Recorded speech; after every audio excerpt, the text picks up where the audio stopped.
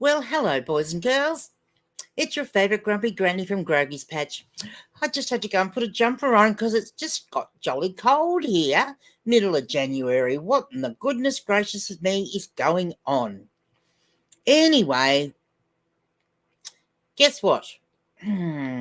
So today I had another buyer who purchased something and then just didn't pay. Sometimes I let that go, but in this case, I want to block this buyer, and I'll tell you why. This buyer sent me a really low offer, so low that instead of even countering it, I rejected the offer. Then not long later, the buyer sent me a more reasonable offer, and I thought, well, I'll accept it. Now, I think this second offer was just a payback because I didn't accept their lowball offer, because they just then didn't pay. And I just don't want to be dealing with buyers like that. They're just not worth my time and effort. The problem being that the item that they purchased then has to sit there for 4 days waiting for them to pay for it. And of course, I sent them messages. eBay sends them the invoice and all the rest of it. I sent them an invoice at the start and the daily messages, and they just didn't respond and didn't pay. Because someone that's genuine and wants more time to pay will actually answer your messages. This person did not. So I want to block this buyer. That's one of the reasons you might want to block a buyer. Now, there are other reasons that you might want to block a buyer. So some buyers will have a history of not paying for items, and you can generally see that if you go into their feedback. The one I just had didn't have bad feedback about that, but they soon will. If you have someone that is constantly buying stuff off you and returning them for stupid reasons or requesting refunds for minor issues, you might want to block them so that you don't have the hassle of dealing with them. If they've left negative feedback for you for reasons that you think are unfair, you can block them from doing that again, like from purchasing from you again, and then they can't leave you that feedback. If they give you abusive or threatening behaviour in messages, you might also want to block them. And also, sometimes you might look at them and you might think, oh, it's a bit suspicious. I think this person may be being fraudulent. Then you can actually also block them for that. So they are some of the reasons why you can block them. Now, I'm just going to share my screen. So just bear with me. So now I'm sharing my screen, and I decided I'd make this nugget because it happened to me today, and so it's easy for me to have a real-life example of how to block the buyer. So if you've cancelled let me just go over there. So if you actually cancelled the transaction, which I've just done, this person didn't pay after their 4 days, so I have cancelled the order. And you'll get to this where it says cancellation is complete. Now, the thing you're going to want to do before you do anything else is you're going to want to copy that buyer's username. So just highlight it and go copy so that you've got their name. So now what we want to do is we actually want to go back to our seller hub, which of course is always where I say that's where we start every day, isn't it? So we'll go back there. By now you'll probably have a message from eBay telling you that you have successfully cancelled the item and that they have relisted it. So now we actually want to find the section. So you'll need to scroll down, and some of your things may be in different spots if you've actually personalised your working area, your seller hub, like I have. But anyway, scroll down until you find the shortcuts menu is generally one of the easiest ways to get in there, because you'll actually see here it says block bidders. So what you do is you click on that little thing there, and it'll bring you up to the buyer management page. And there are a few other things in there, but we won't deal with those today. We're actually just going to deal with adding a name to our list. So you click on the Manage Blocked Buyers list here,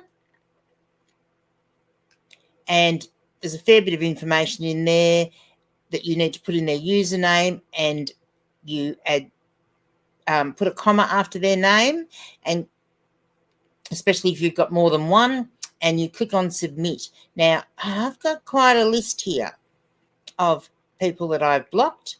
Maybe that's why I'm not getting any sales, because I'm blocking everybody. No, not true.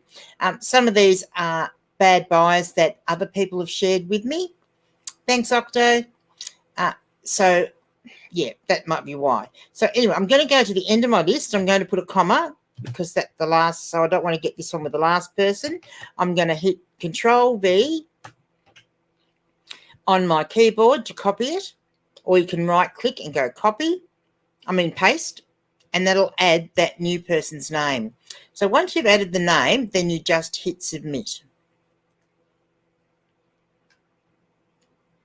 And there we go. And it'll say up the top here in the green box, it says success. Your blocked buyers list has been successfully updated with the information you submitted. And then it just asks you, where do you want to go next? And you just return to my eBay or go back to your seller hub.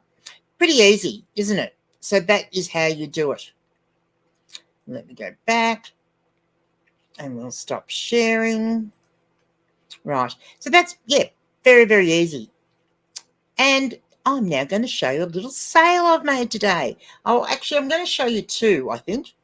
So I just organised to share a screen. So I actually, I'll go down a bit further. Hang on while I find the right one. Right. So I had two sales on Depop yesterday, which I am going to be shipping out today.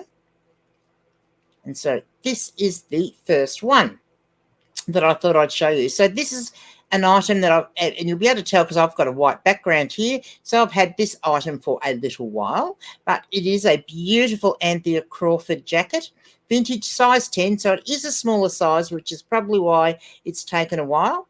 It didn't sell on eBay, so I popped it over onto Depop and sold it. And it's 100% Australian made and made of 100% wool. So it is a beautiful jacket.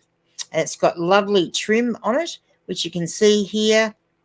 Oh, there's the nice Anthea Crawford tag. These are the things I take photos of. Tells you that it's wool with a lining of rayon and the contrast. And there's the measurement thing. But you'll see here the beautiful satin detailing and everything that it had. So that was a lovely jacket that I had. So let me go back.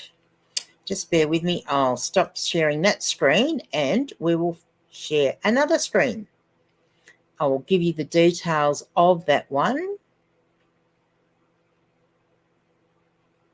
Nope. If I can find it.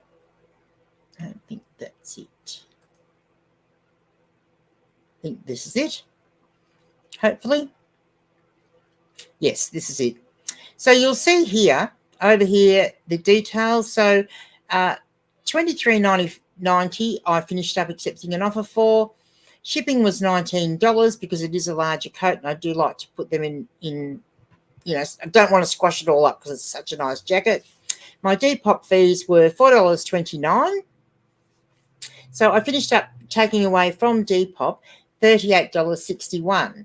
Now, after I've done that, so I'll just find my spreadsheet here and I will stop sharing that.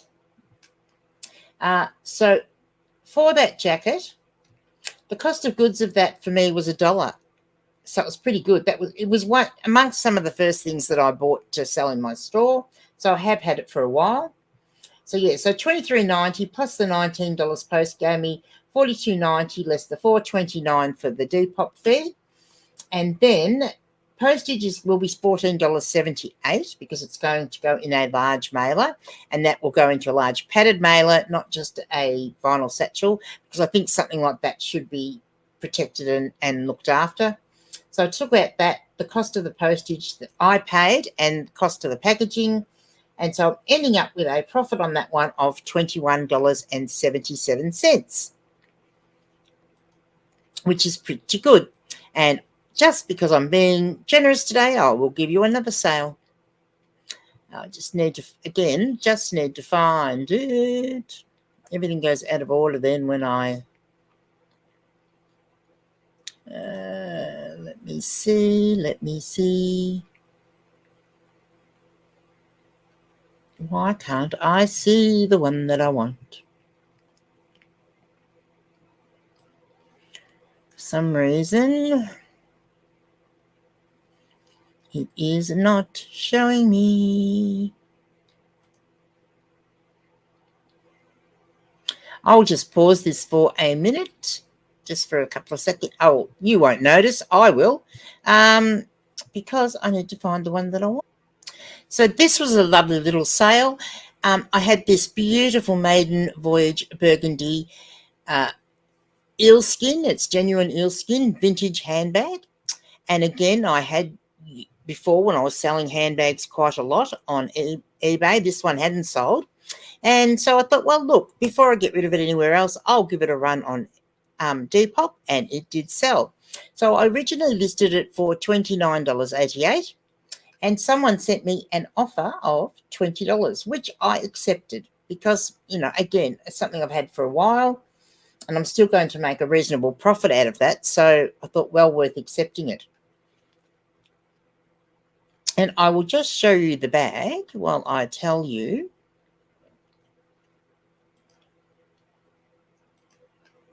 I'll show you the pictures of how I presented it, front and back hanging, showing that it is genuine eel skin. Had a beautiful interior as well, clean as a whistle, like as if it's hardly been used.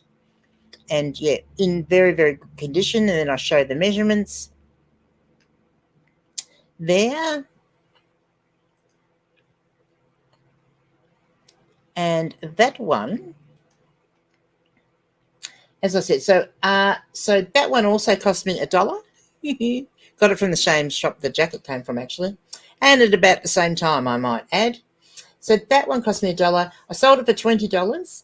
Postage on that one was $11. So all in, it was $31 that the buyer had to pay, less the Depop fee of $3.10. Now, on that one, I did boost it, which is the same as the promoted listings that we do on eBay. Very similar, except it's a straight 8%. That's what you do when you boost them. So that was an additional $2.48. So that the total Depop fees were $5.58 for that one.